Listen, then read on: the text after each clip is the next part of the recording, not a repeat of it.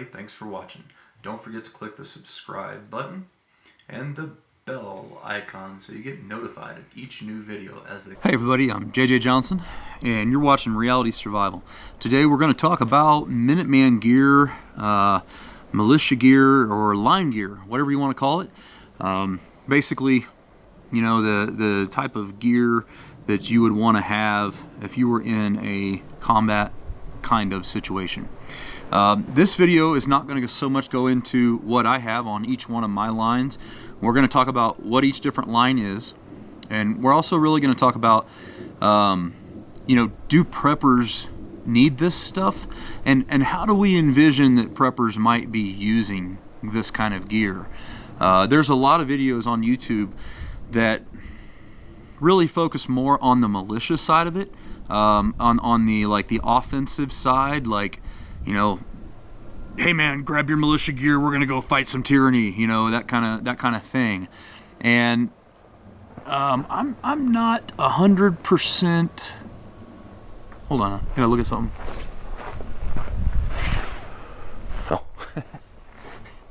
sorry about that. I have I had the camera in night vision mode because it's more tactical that way, and there's a little icon on there letting me know that, and I couldn't tell what it was. But anyway, so a lot of times on the YouTube videos that I see, they're focusing their setup, their tactical setups, more towards an offensive kind of thing, and I tend to think that the majority of preppers, people with families, people who live in neighborhoods with people that they like, and like the everyday sort of people, maybe who don't have a lot of tactical training. Maybe they go to the range some, maybe they've taken a class or two, but you know, they weren't infantry in the army. They didn't go to Fallujah. They you know, hadn't been deployed to Afghanistan, or you know, different things like that. They're probably not going to set their stuff up the same way, you know.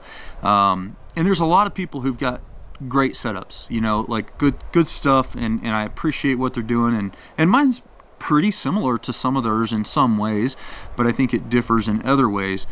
So I'm not saying that this is the best way. I'm saying that the way that I have developed this is tried to come at it from a mindset of more of a defensive prepper. Like, I'm going to defend my home, I'm going to defend my neighborhood, but we're probably not going to be going out and like launching any offenses, you know, offensive campaigns and that kind of thing. And if we did, if we had to, for whatever reason, you know, we probably would have time to prepare for that, and we could change the setup of the gear, we could do the things we needed to do, we could gather some intel and do some recon and all that kind of stuff ahead of time, and then go accordingly, you know. But as far as stuff that you could need quickly, that's kind of the idea behind the Minuteman gear, whatever, you know, and having it ready to go, and should preppers have it ready to go, that's kind of what we're talking about here today. So with that, let's go ahead and talk a little bit about, I apologize for the coughing, I've been getting over a cold lately. Let's talk about a little bit about line 1, 2, 3, and 4. So line 1 is essentially what you have on your body, and then what you have on your belt. And so a lot of people will put together these, you know, like war belt kinds of things, you know, with all the stuff on them. And so that's line 1. The idea with line 1 is that is a something that you can grab very quickly. You can put it on your waist if you're going out around on your property, you know, somewhere in what is considered a relatively safe zone, like when I was deployed. You know, if we were just staying on base, going to the chow hall or whatever, you know, we might have something like a, you know, line 1 kind of thing, or that basic equipment with us whenever we would go. And the idea here is for the most part, it's what you're going to need to fight or to get back to your rifle. You know, and maybe you are carrying your rifle with you. Maybe you're just leaning it over on the, you know, on a shed or something while you're doing some work in your garden, or you know, whatever the case may be. If we were in a SHTF kind of situation, so it's essentially the kind of the minimum amount of gear that you're going to wear.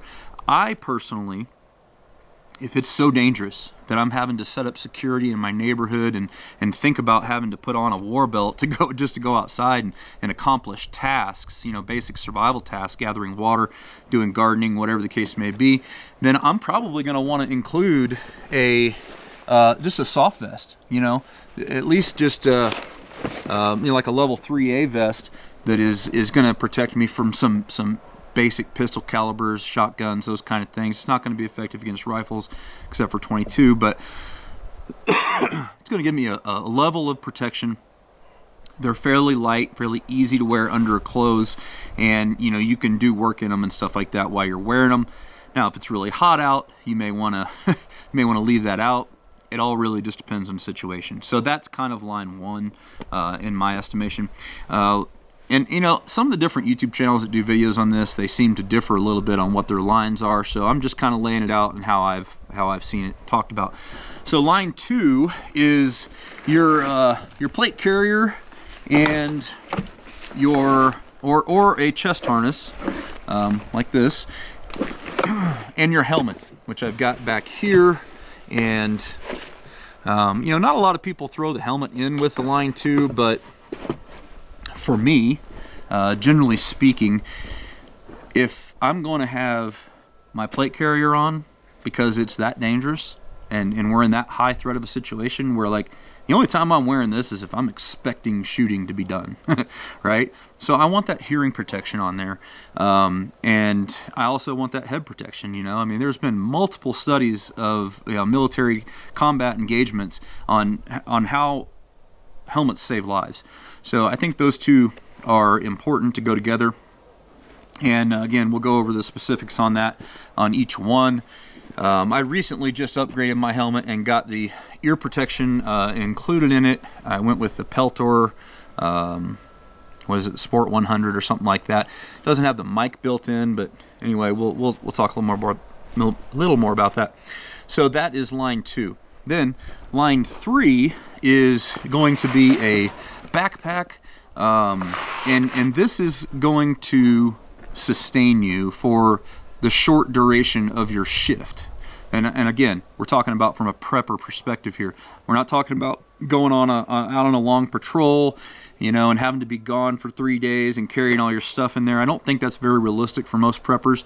But what is probably more realistic is, hey, I got to go sit guard duty a mile up the road to make sure that nobody comes into our neighborhood that's not supposed to. And I'm going to be sitting there for 6 hours or whatever, and it's maybe it's rainy or snowy, and I'm going to throw some extra things in here, some food, water, clothing, some kind of just some bare bones stuff, maybe extra batteries, whatever the case may be, to sustain me until my shift's over, and then I can go home and re-outfit. So I think that's a realistic thing for preppers there. And then line 4, and I don't have anything out here to represent that, but that would basically be like it's a sustainment bag. It's a large bag, like an A3 bag, or I've got like a London Bridge trading bag, like a big Blackhawk bag or something.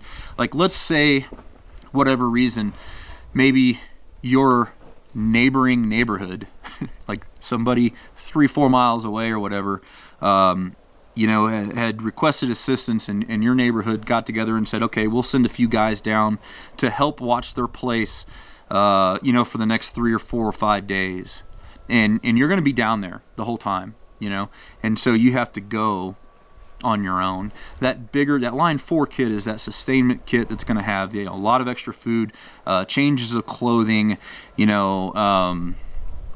extra batteries, ammo, mags, all that kind of stuff. It's kind of like the line 3, but it's a bigger version for a longer period of time.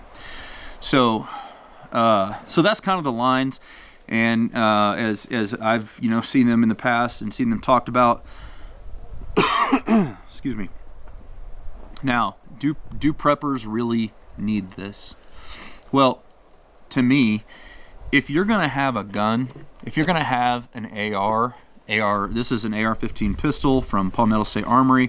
If you're going to have a battle rifle, and you're going to expect to defend your home, then you should look at having at least some of this gear. Okay, You might be able to go with just a plate carrier and no line one. You might be able to go with just a war belt and no plate carrier.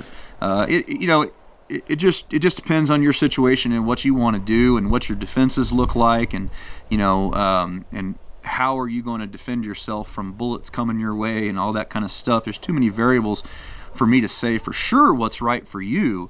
But what I can say for sure is that this kind of stuff has filtered down through the generations, and it has enabled soldiers to have a much higher success rate in deployed environments. Okay, the United States has been involved in a lot of different engagements over the last 50, 60, 70 years, and they've learned a lot of lessons. And a lot of those lessons have trickled down into these kinds of lines of gear, and it's been the things that have ensured success. And so it does make sense to have some. I do think it makes sense for most preppers to have this kind of thing. If you're an able-bodied individual and all that kind of stuff, and even if you're not an able-bodied individual, at least maybe having some soft armor might be realistic, even if you're elderly or whatever the case may be. There's certainly merit to that. Especially in a long, slow slide situation where things just kind of incrementally get worse and worse and worse. And to me, that's one of the more likely scenarios. Having something like some soft armor to wear under your shirt on your way to work, carrying a concealed pistol and civilian clothes, might be something that could be realistic for you. And then I guess the other thing that I'll briefly talk about here is, I'll skip that and I'll wait till we get to the other things here. So,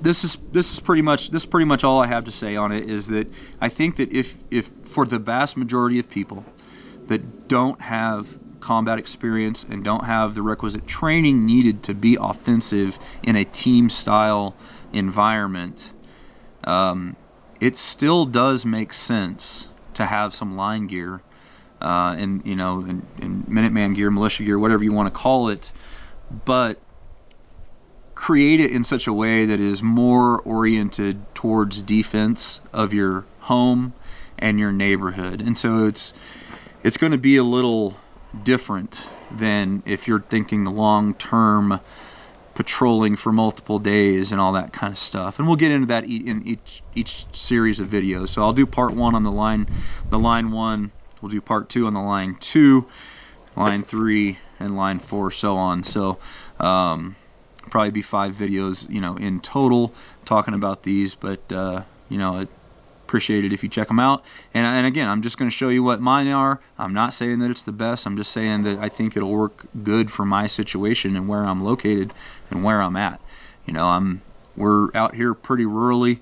We've got a neighborhood that is all very much like-minded. We will almost certainly all work together, with very few exceptions, and be able to defend our little 1 mile square out here that's surrounded by state land, empty state land. So my situation is different than yours. So I'll show you what I have, and that'll be that. So anyway, guys, appreciate you watching. As always, I definitely appreciate it when you click the thumbs up button, when you share it with your friends on Facebook and Twitter, and don't forget to live the 6 P's. Prior preparation prevents poor performance. Stay safe, guys.